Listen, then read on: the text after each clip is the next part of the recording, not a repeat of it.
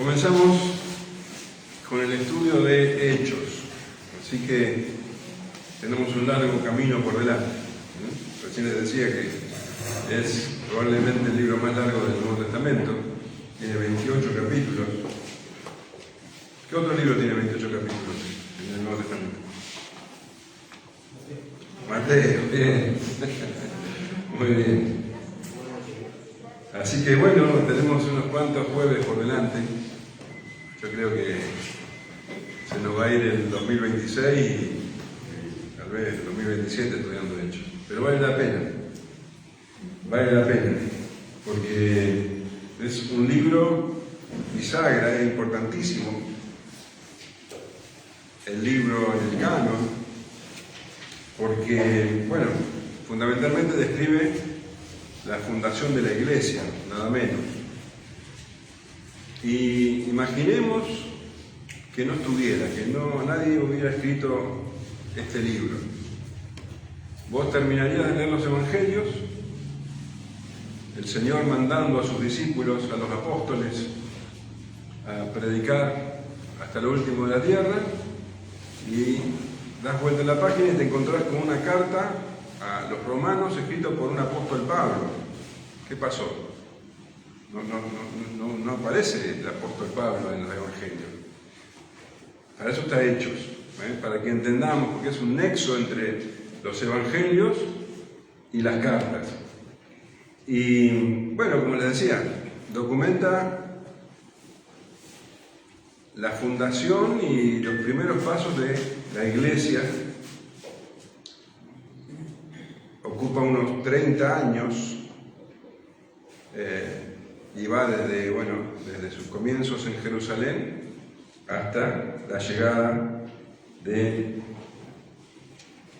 Evangelio a Roma.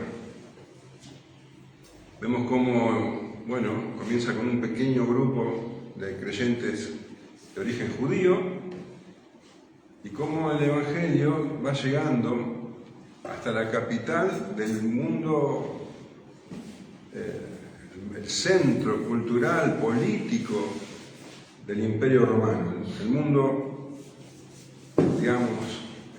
conocido para ese tiempo. Y vemos también cómo el Espíritu de Dios es el que guía, el que supervisa, y lleva a los discípulos para completar o hacer la obra. El versículo clave de este libro, seguramente muchos de ustedes la conocen, Hechos 1:8. ¿Alguien se acuerda? Y recibiréis poder. Recibiréis poder cuando venga el Espíritu Santo, cuando haya venido sobre vosotros el Espíritu Santo, y me seréis testigos en Jerusalén, Judea, Samaria y hasta lo último de la tierra. Y este versículo, prácticamente con seguridad, ha servido como bosquejo para el autor, para Lucas, porque vemos justamente este desarrollo, este mapa que traza en este versículo, cómo el Evangelio va primero desde Jerusalén y va avanzando. Fíjate, desde el capítulo 1 al 7 tenemos el Evangelio en Jerusalén. Pues viene la dispersión y el Evangelio avanza hasta Judea y Samaria. Acá tenemos la conversión entre los capítulos 8 y 12, la conversión del futuro apóstol Pablo, Saulo de Tarso, y vemos cómo, Pedro predica en Judea. Él va a la casa de Cornelio, en Cesarea, y Felipe predica en Samaria.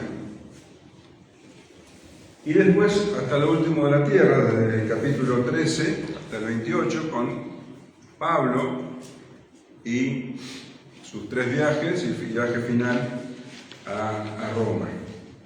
Así que hoy vamos a leer los primeros 5 versículos que servirían de introducción y vamos a analizarlo. ¿Qué les parece?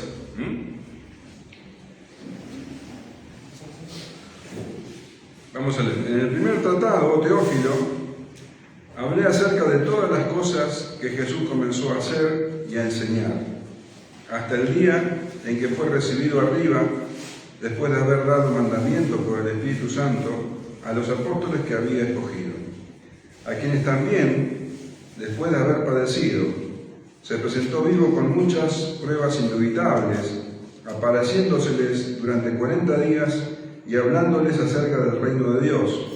Y estando juntos, les mandó que no se fueran de Jerusalén, sino que esperasen la promesa del Padre, la cual le dijo: oísteis de mí. Porque Juan ciertamente bautizó con agua, mas vosotros seréis bautizados con el Espíritu Santo dentro de no muchos días. Bueno, vemos que el autor habla de el primer tratado. En el primer tratado, Teófilo, hablé acerca de todas las cosas que Jesús comenzó a hacer y a enseñar. Bueno, el primer tratado, ¿qué sería? El Evangelio de Lucas. El primer tratado es el Evangelio de Lucas y continúa con el libro de los Hechos. Y fíjense que acá el autor dice que se refiere a todas las cosas que Jesús comenzó a hacer y a enseñar. Comenzó. Quiere decir que hay una continuación. Este libro es una continuación del Evangelio.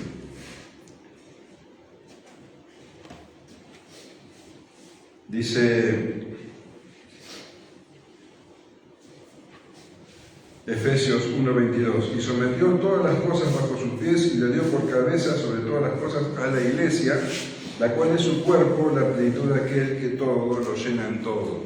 En el primer tratado, en el tratado del Evangelio, vemos a Jesús obrando personalmente, en cuerpo, por así decirlo, en la tierra hasta su ascensión. Y ahora vemos a Jesús obrando con su cuerpo, que es la Iglesia. Entonces, vemos la continuidad. La Iglesia, dice en Colosenses 1:18, Él es la cabeza del cuerpo, que es la Iglesia, Él que es el principio, el primogénito de entre los muertos, para que en todo tenga preeminencia. Entonces, tanto Lucas como Hechos habla de la obra del Señor Jesús. Y en vista de esto, podemos preguntarnos si el título que se le ha puesto históricamente a este libro es correcto. Porque, bueno, desde tiempos muy tempranos se lo llama Hechos de los Apóstoles. Y en realidad, aunque se los menciona a los apóstoles en el primer capítulo, hay una lista de los apóstoles, a excepción de, bueno, al principio son 11, después sabemos que al final del capítulo 1 se sortea y sale elegido el 12, pero bueno, hay una lista de los 11 apóstoles y después es la historia, o mayormente, de Pedro y de Pablo. Entonces no sería muy correcto llamarlo Hechos de los Apóstoles.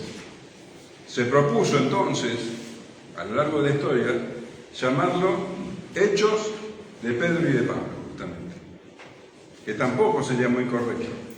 Porque si bien habla mayormente de los ministerios de Pedro y Pablo, no solo se habla de ellos, porque también se habla de los ministerios o de los hechos de Esteban, de Felipe, de Bernabé, de Silas, de Timoteo. Otros propusieron llamarlo Hechos del Espíritu Santo. Y esto es bastante correcto, es bastante cierto, porque la verdad es que el Espíritu Santo es como el protagonista invisible en Hechos. Está siempre. Pero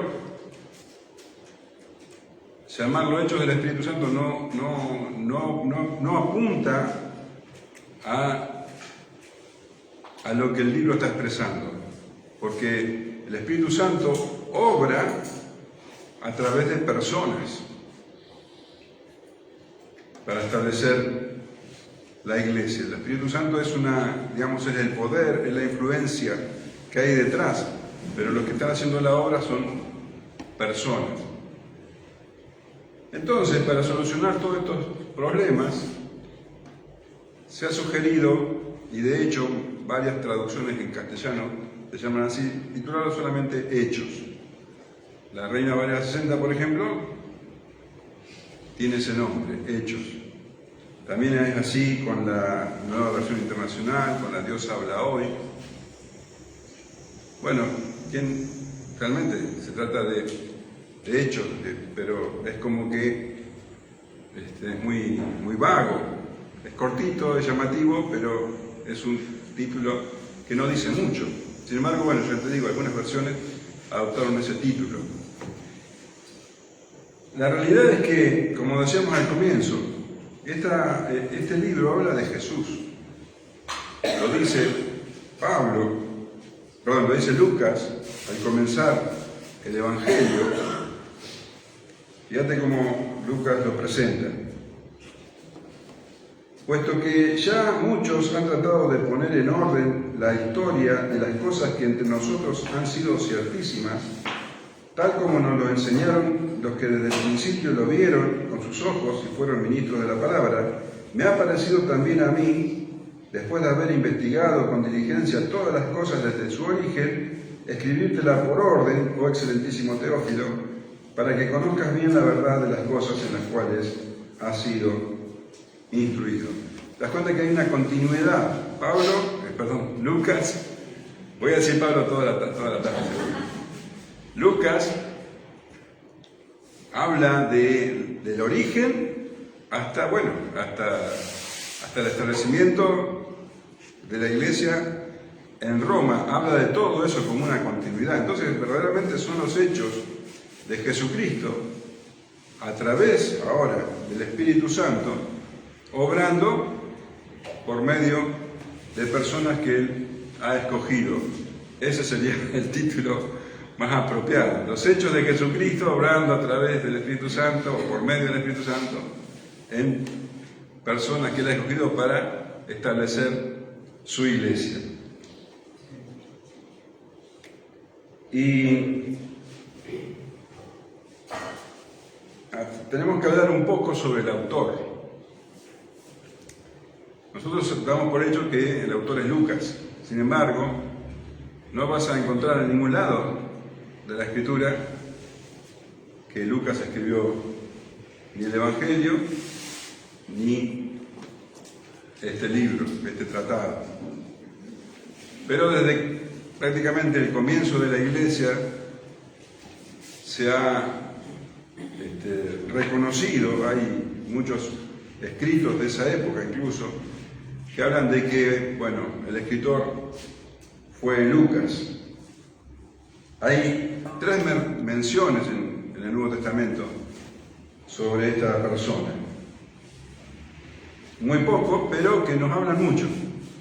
Fíjate lo que dice Colosenses 4:14. Lo puedes buscar, que eso nos informa ahí de Lucas.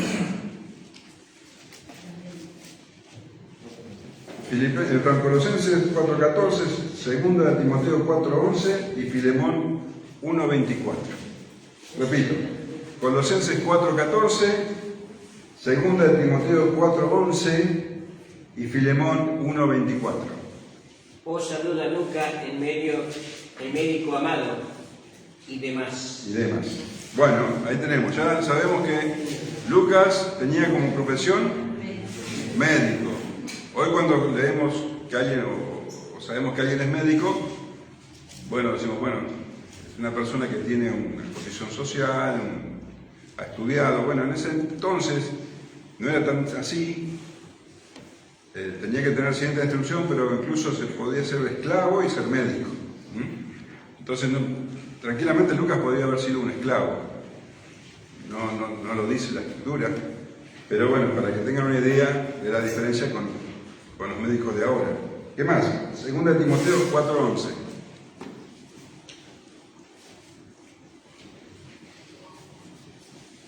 Todo Lucas está conmigo. Toma a Marco y tráemelo contigo, porque me es útil para el ministerio. Solo Lucas está conmigo. ¿En qué momento dice esto el apóstol Pablo? Ya cuando está al final de su vida, está por ser martirizado, y ahí estaba Lucas. Entonces vemos que era un médico, que era colaborador de Pablo, y un fiel colaborador, que estuvo con él hasta el final. Bueno, y en Filemón 1:24 también dice, a ver, ¿alguien lo tiene? Filemón 1:24. También Marcos, Aristarco, Demas y Lucas, mis colaboradores. Mis colaboradores.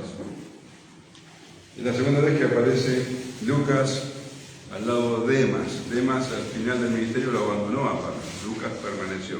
Entonces, bueno, sabemos que era un fiel colaborador del apóstol y que lo acompañó hasta el final.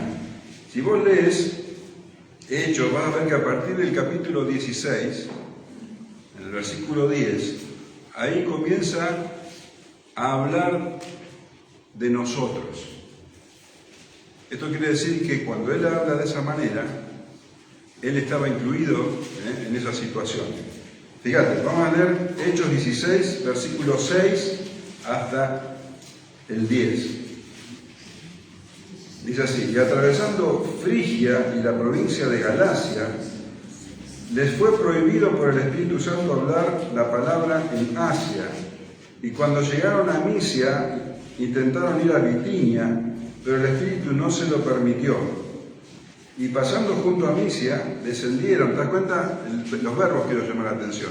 Habla en tercera persona, del plural. Descendieron, les fue prohibido, llegaron, y se le mostró a Pablo una visión de noche.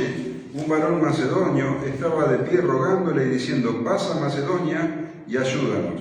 Cuando vio la visión, enseguida procuramos, y ahí comienza a hablar en primera persona, procuramos partir para Macedonia, dando por cierto que Dios nos llamaba para que les anunciásemos el Evangelio. A partir de ahora, en muchas ocasiones, no en todas, porque hay situaciones donde Lucas no está, pero en muchas situaciones de hechos, Lucas ya habla como que él ha vivido esa situación, en primera persona. Y como te decía, no hay muchas referencias, no tenemos muchos conocimientos de Lucas, además de lo que mencioné, que es médico, colaborador. Podemos ver que su nombre es griego y que manejaba muy bien el idioma, y que además conocía mucho las Escrituras, lo que nosotros tenemos como Antiguo Testamento. Bueno, algunos han querido ver en esto que antes de ser cristiano él era un converso al judaísmo, una persona que amaba al Señor, no un circuncidado, pero que amaba al Señor, y que por eso conocía tanto de las Escrituras, aunque en realidad podría haber adquirido ese conocimiento después de haberse convertido. Así que bueno, no es algo que podamos aseverar, pero tenía un muy buen conocimiento. Y también podemos ver que era un historiador meticuloso. Él dice que ha investigado con diligencia, ha buscado testigos, ha hecho reportajes, ha buscado fundamentar todo lo que él ha escrito. Según la tradición, Lucas proviene de Antioquía y nunca se casó, pero yo te digo, eso es la tradición. No tuvo esposa ni hijos, y según se dice, murió a los 84 años, lleno del Espíritu Santo. Eso es todo lo que podemos decir del autor. ¿Cuándo escribió este libro? También no se sabe, hay mucha especulación, pero lo más probable es que haya sido escrito muy cerca a lo que se menciona en el capítulo 28, versículo 30, habla de 2 años. Al final del libro dice: y Pablo permaneció 2 años enteros en una casa alquilada y recibía a todos los que a él venían, predicando el reino de Dios y enseñando acerca de Jesucristo abiertamente y sin impedimento. Durante 2 años Pablo estuvo en Roma, preso, pero bueno, alquilando una casa, domiciliaria tenía, y podía predicar sin impedimento. Probablemente Lucas escribió en esos 2 años, empezó a escribir este tratado, y lo habrá terminado tiempo después. No podemos asegurarlo tampoco, pero es llamativo que no habla de, porque Pablo estaba bajo juicio, no habla de los resultados de ese juicio. Sería inexplicable que, conociéndolo, no haya mencionado el resultado del juicio. Es como que termina abruptamente el libro. Y después de esa fecha ocurrieron circunstancias históricas muy importantes para el cristianismo que tampoco se mencionan. Entonces, por ejemplo, el incendio de Roma, que ocurrió en el año 64, o la descaída de Jerusalén en el año 70. Por eso se cree que este libro fue escrito alrededor del año 62, 63, antes de esos acontecimientos que, de haber ocurrido mientras Pablo escribía o después, tendrían que haber sido mencionados. ¿Se entiende? Muy bien. Así que si Lucas escribió Hechos estando con Pablo en Roma, entonces el lugar de escritura evidentemente es Roma. Así que la fecha, alrededor del año 62, 63, en Roma. Y el propósito, el propósito de este libro es dar un relato ordenado de los orígenes de la Iglesia. Vemos cómo el Señor cumple con su misión. Y como dijimos, antes la hizo Él en persona, ahora a través de hombres, bajo el poder, por supuesto, del Espíritu Santo. Tenemos que destacar que Hechos no habla de toda la historia o de la historia de la Iglesia, de los orígenes de la Iglesia completa. Se circunscribe a lo que él prácticamente vivió. Desde Jerusalén vemos cómo la Iglesia avanza hacia el norte y luego hacia el este, sería esto, ¿no? ¿Estamos bien? Saliendo de Jerusalén, pasa por Siria, por Asia, Macedonia, Grecia, llegando hasta Roma.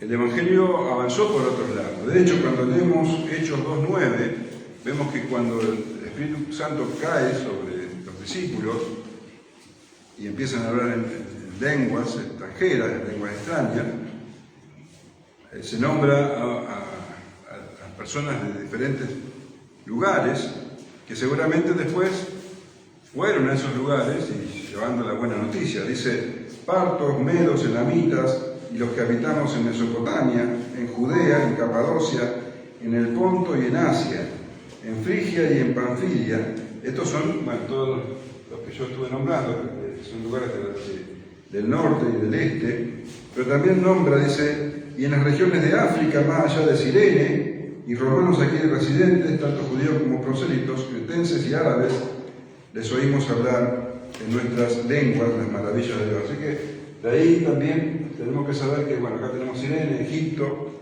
el Evangelio corría, pero Hechos no menciona eso. Hechos se circunscribe entonces al crecimiento de la iglesia desde Jerusalén hasta Roma, hacia el norte y hacia el este. Y verdaderamente, cuando leemos Hechos, vemos que lo que ocurrió fue verdaderamente milagroso.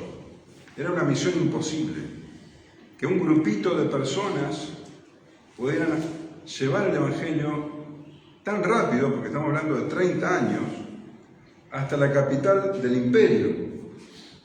Los creyentes eran un grupo reducido, no había líderes reconocidos por la sociedad, no tenían medios,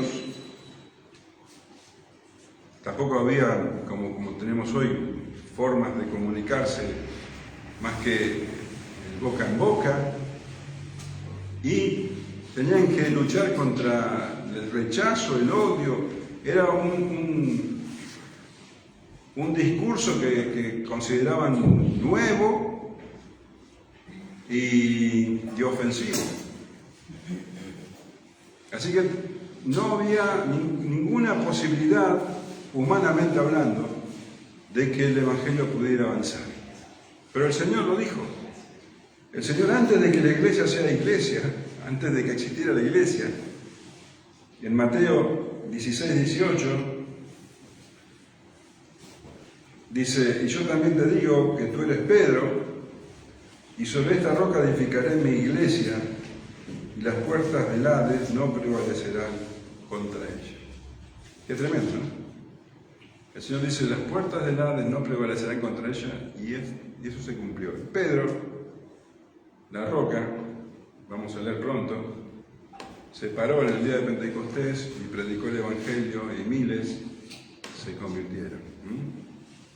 Y ahí empezó la iglesia. Entonces, leemos en el primer tratado: oh Teófilo, aparece esta persona, Teófilo, que tampoco sabemos mucho de él.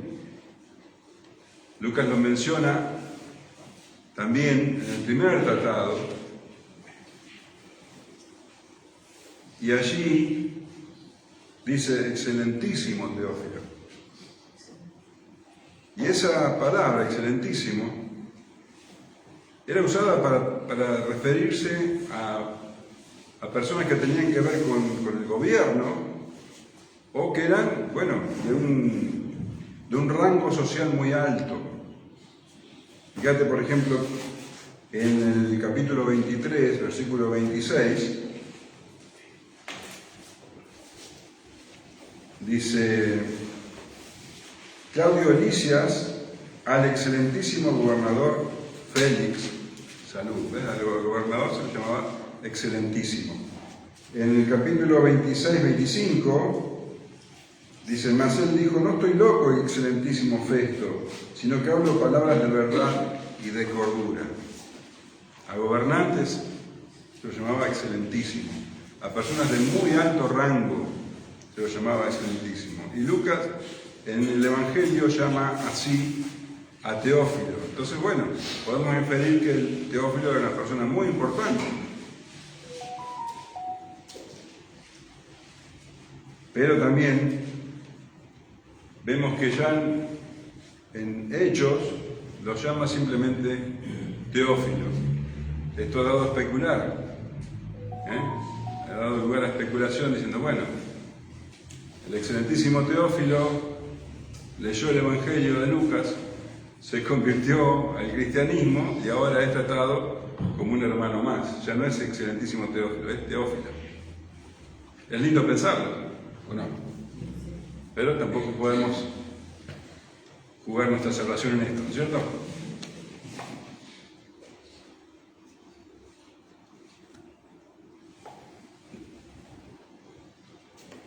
Así que Teófilo quiere decir amado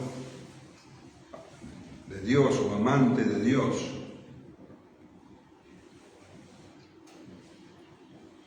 un nombre griego. Bueno, este excelentísimo Teófilo probablemente haya sido entonces una persona con un alto cargo, como Cornelio, ¿te acordás? Cornelio en el capítulo 10, alguien que, bueno, tenía interés por las cosas de Dios y finalmente parece que se convirtió. Y dice, bueno, en el primer tratado, Teófilo, hablé acerca de todas las cosas que Jesús comenzó a hacer y a enseñar. Obviamente, cuando dice todas las cosas, no se puede tomar literalmente. Nunca podría haber contado todas las cosas porque el propio apóstol Juan dice que eso es imposible. Juan, en el capítulo 21, versículo 25, dice, hay también muchas cosas que hizo Jesús, las cuales si se escribían una por una, pienso que ni aún en el mundo cabrían los libros que se habrían de escribir. Entonces, bueno, Lucas habla sobre Jesús. Jesús es el sujeto del Evangelio y de Hechos.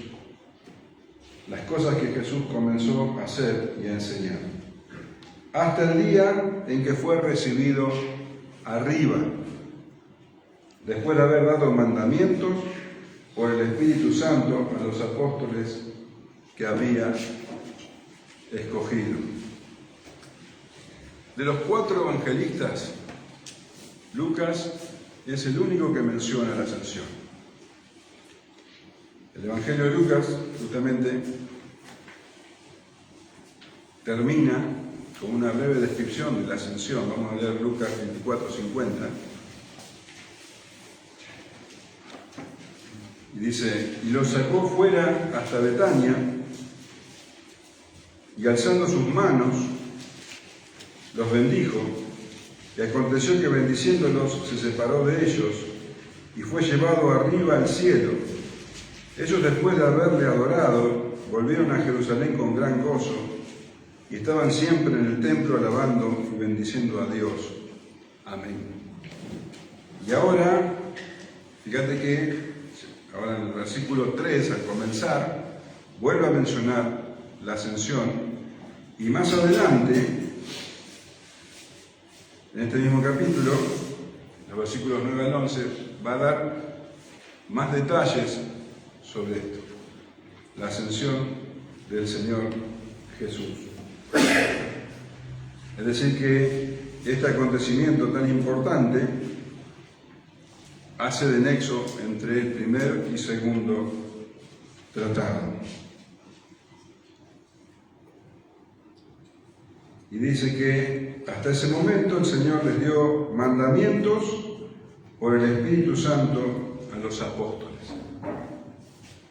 No dice que les dio mandamientos a los apóstoles, mandamientos por el Espíritu Santo. Está remarcando Lucas acá la continuidad del ministerio, porque vos sabés que en el primer tratado, en los evangelios, en el Evangelio de Lucas y también en los otros, sabemos que el Señor Jesús siempre obró por el Espíritu Santo. Todo lo que Él enseñó, todos los milagros que Él hizo, todo lo hizo en el poder del Espíritu Santo.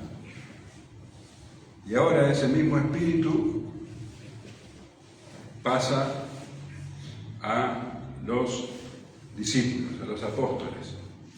Estos apóstoles reciben la autoridad, porque es Dios mismo quien está obrando en ellos.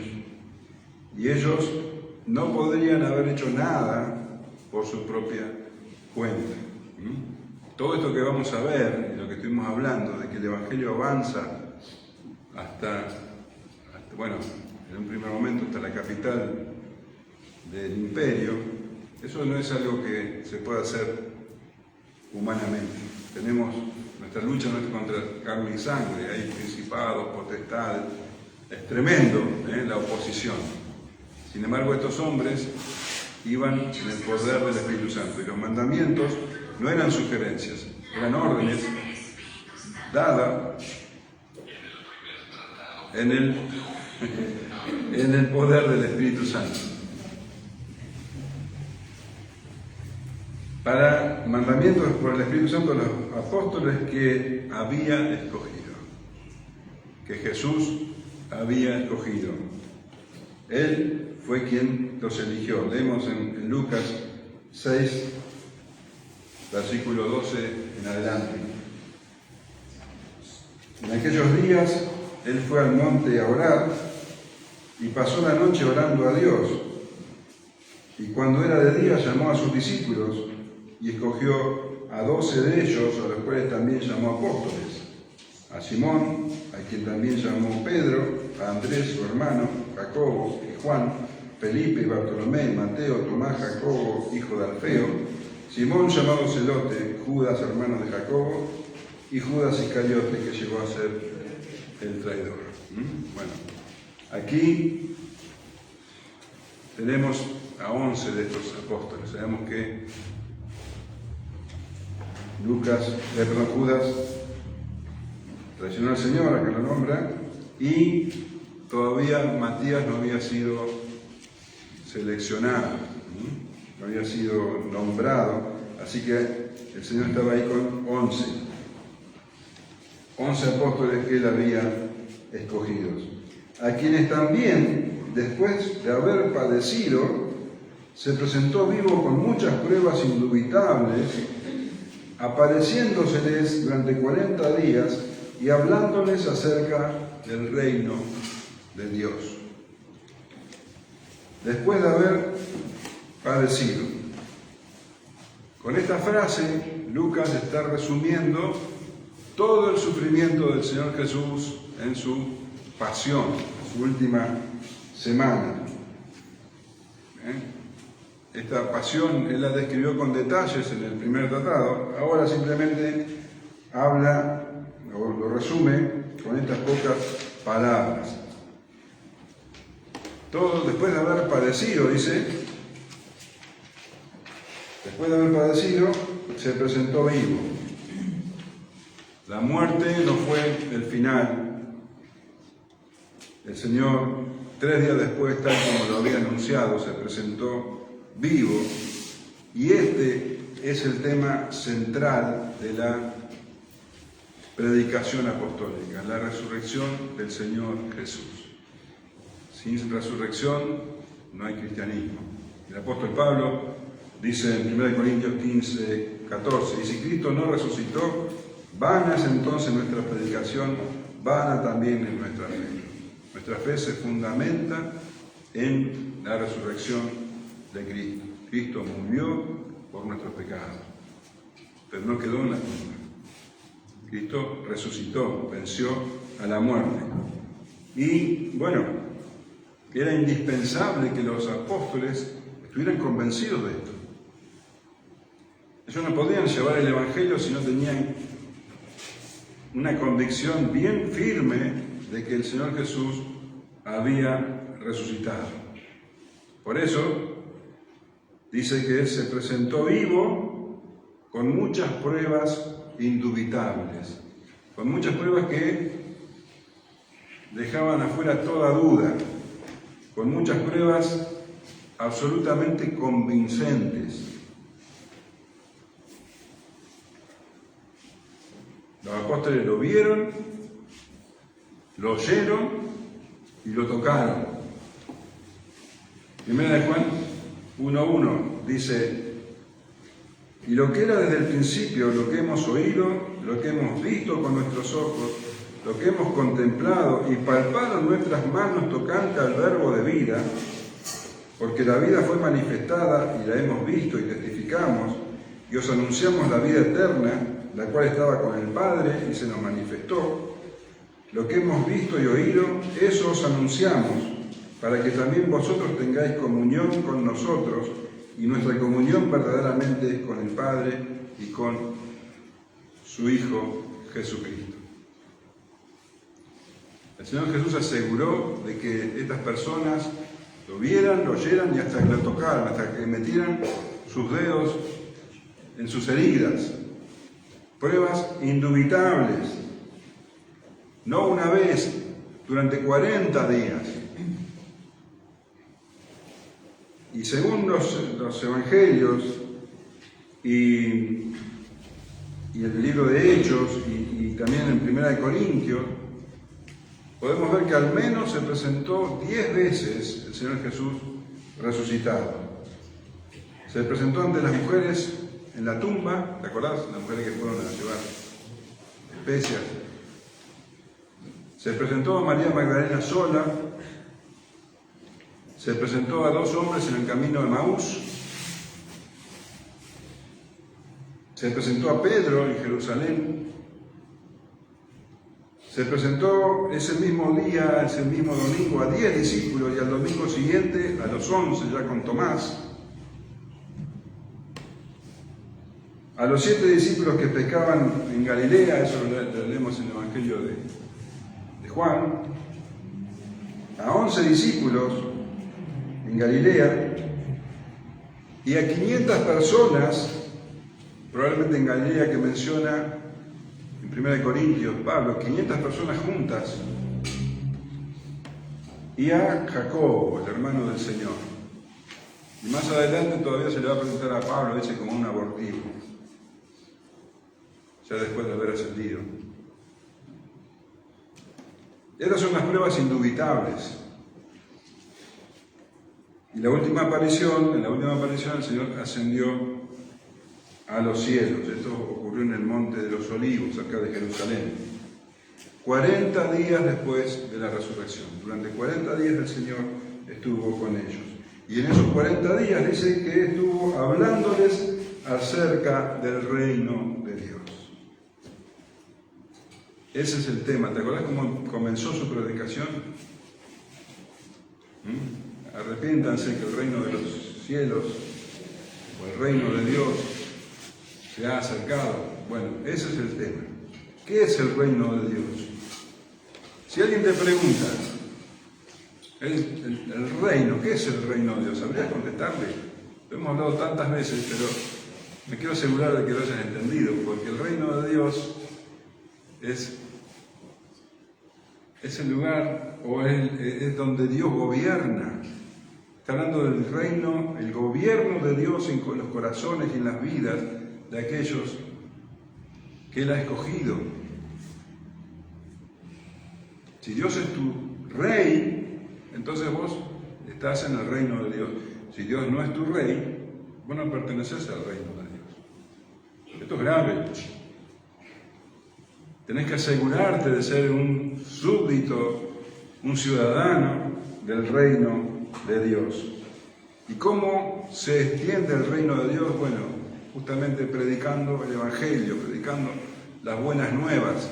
Las buenas nuevas tienen que ver con la muerte y la resurrección del Señor Jesucristo. El Evangelio es la llave para entrar en el reino de Dios, o la entrada, la puerta. Por eso el Señor Jesús le dijo a Pedro: a ti te daré la llave del reino de los cielos, y todo lo que atares en la tierra será atado en los cielos, y todo lo que desatares en la tierra será desatado en los cielos. La llave del reino es la predicación del Evangelio. Y nosotros como discípulos de Dios, como participantes del reino, podemos decir a la persona: Dios te ha perdonado. Todo lo que nosotros atamos o desatamos, eso se refleja en el cielo.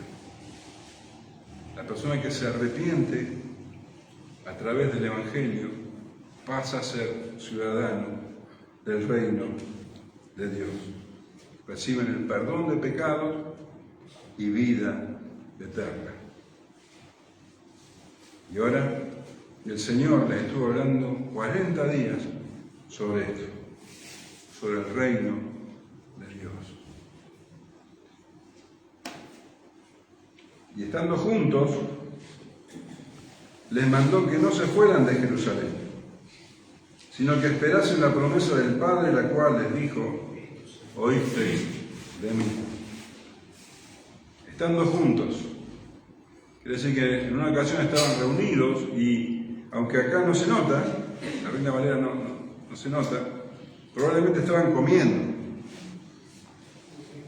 Así traducen algunas versiones. Por ejemplo, la palabra de Dios para todos dice: en una ocasión estaban comiendo y les ordenó que no se fueran de Jerusalén. La Nueva Traducción Viviente dice: una vez, mientras comía con ellos, les ordenó. Fíjate que el Señor resucitado comía con ellos. Es tan llamativo eso, ¿no? Compartiendo una comida. Y les dijo: ni se muevan de Jerusalén. No se muevan. Porque desde Jerusalén tenía que salir el Evangelio. Ese era el plan de Dios. En Isaías, capítulo 2, versículo 3, leemos: y vendrán muchos pueblos y dirán: venid, y subamos al monte de Jehová, a la casa del Dios de Jacob, y nos enseñará sus caminos, y caminaremos por sus sendas, porque de Sión saldrá la ley, y de Jerusalén la palabra de Jehová. La palabra de Jehová, la palabra de Dios, el Evangelio, tenía que salir primero de Jerusalén. De Jerusalén, Judea, Samaria y hasta lo último de la tierra. Y les dijo que se queden ahí quietitos, que no hicieran nada, que no fueran a ningún lado, sino que esperasen la promesa del Padre. Que sería ¿qué? El Espíritu Santo. Porque sin el Espíritu Santo ellos no pueden hacer nada. Tenían que esperar que el Espíritu Santo viniera sobre ellos y los bautizara y los llenara. Sin el Espíritu Santo no podían hacer nada.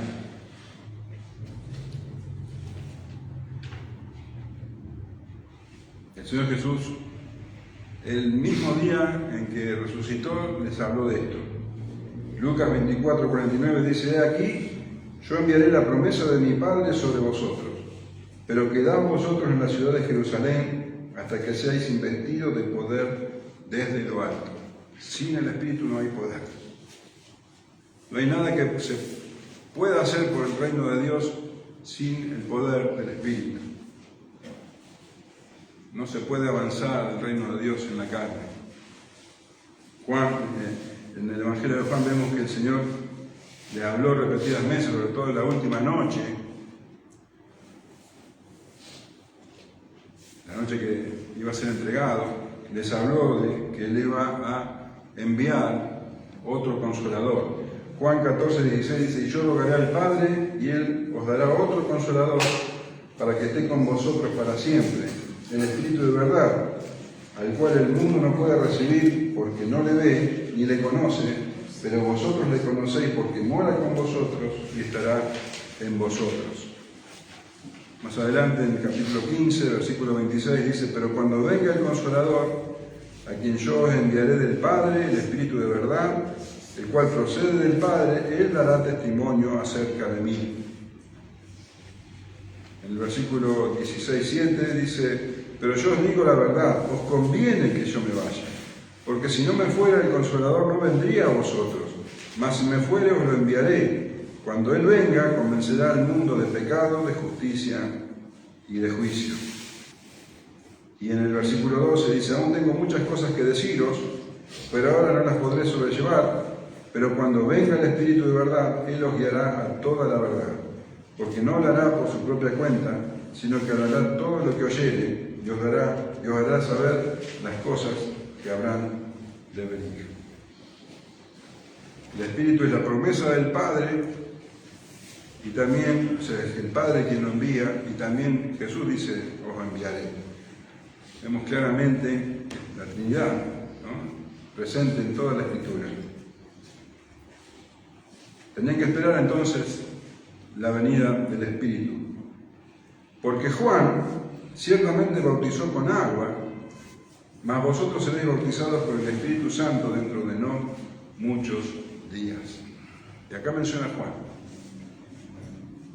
Juan fue el que comenzó, digamos, la buena noticia. Él comenzó con la predicación del reino de Dios, anunciando la venida del Señor. Él dice, os bautizó con agua, como signo de arrepentimiento. Y Juan dice así, Lucas 3:16. Respondió Juan diciendo a todos, yo a la verdad os bautizo en agua, pero viene uno más poderoso que yo, de quien no soy digno de desatar la correa de su calzado. Él os bautizará en Espíritu Santo y fuego. Fíjate qué tremendo, porque ahí está el punto. Jesús te bautizará con Espíritu Santo o te bautizará con fuego. Ahora, los discípulos en Pentecostés iban a ser bautizados con el Espíritu Santo. Todos los creyentes son bautizados con el Espíritu Santo. Y los no creyentes, los que escuchan el Evangelio y lo rechazan, y aún aquellos que nunca escuchan el Evangelio, ellos serán bautizados con el fuego del juicio. No hay término medio, no hay un punto medio, los simpatizantes, no. O sos un ciudadano del reino de Dios o sos un ciudadano del reino de las tinieblas, no hay término medio. Los creyentes son bautizados con el Espíritu Santo, y el Espíritu Santo no es para una élite espiritual. El Espíritu Santo es para todo creyente. Todo aquel que cree en el Señor Jesús nace de nuevo. El Espíritu Santo viene a morar en él. Y es el sello. Lo sella como propiedad de Dios. Y están asegurados. Son bautizados en el Espíritu Santo. Todos los que creen. Y los que no creen serán bautizados con el fuego del juicio en su segunda venida. Y dice, pero Juan ciertamente bautizó con agua, mas vosotros seréis bautizados con el Espíritu Santo dentro de no muchos días. Dentro de no muchos días. El Señor Jesús ascendió, dice, después de 40 días desde su resurrección. 40 días, desde la Pascua. Y Pentecostés quiere decir justamente 50. 50. Pentecostés son 50 días después de la Pascua. Quiere decir que desde la ascensión del Señor Jesús hasta la venida del Espíritu Santo, dice no muchos días, exactamente 10 días. 10 días fueron los que tuvieron que esperar en oración sin hacer nada hasta que el Espíritu Santo vino con poder. Y allí es entonces el inicio de la iglesia. Y hasta acá llegamos hoy. La introducción al libro de los Hechos. No sé si tenéis alguna pregunta. A mí me quedó algo en claro. Bueno, yo vengo de esa rama, ¿no? La iglesia nació, o sea, pentecostal.